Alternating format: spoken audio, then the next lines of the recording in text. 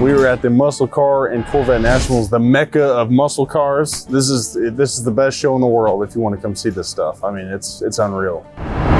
I think there's like 20 Daytonas and 20 Superbirds or something here. I mean, there's a couple over there, but you know, the red carpet display is all wing cars. And I brought my orange with white interior, the buddy seat, 4-speed 69 Daytona, numbers matching car, 2 build sheets. It's a really good car with good history. To have it here and for everyone to see it, it's awesome. It's really cool.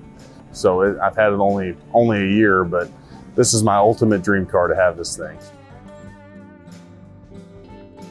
Man, in high school I was buying junky Challengers and Barracudas and everything I could find Mopar and even some not, you know, square body Chevys, anything I could make $1 on to try to move up to this level.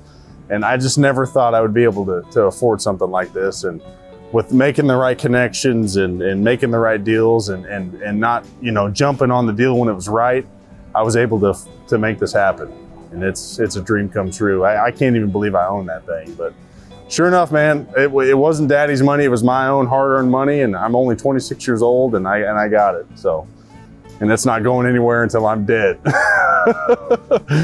It is a 444 barrel, 4-speed Dana 354 with the white interior and the buddy seat, and it's all numbers matching, everything. I mean, it's a really good car, and as far as we know, it's all original sheet metal and everything. So.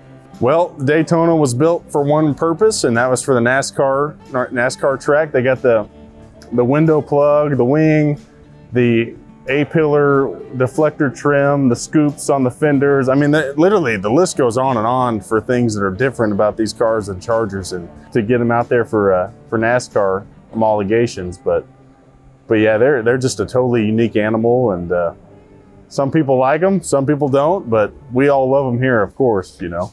They were a little ahead of their time and got outlawed, and they had to put that idea away, you know, and banned them, and it was done. They killed this car off, you know.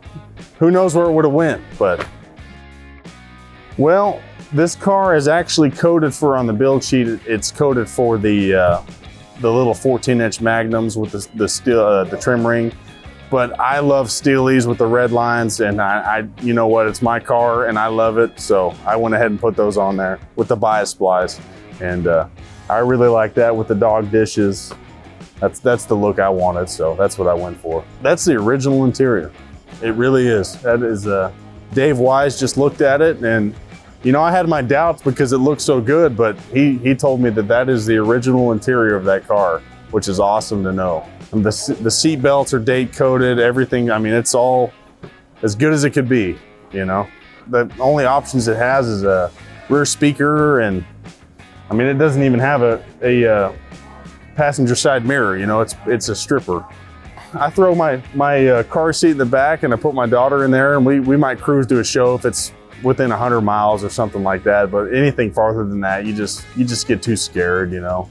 It's not us, it's everyone else driving around us, you know, because no one's paying attention, everyone's looking at their phone. But no, we have fun with it. My daughter loves it, my wife loves it, and we have a good time with it. And I just appreciate Rudy Ramon for selling me this car, and if I ever decide to sell it, he's got first right. So that's it. I love this car. She's my baby.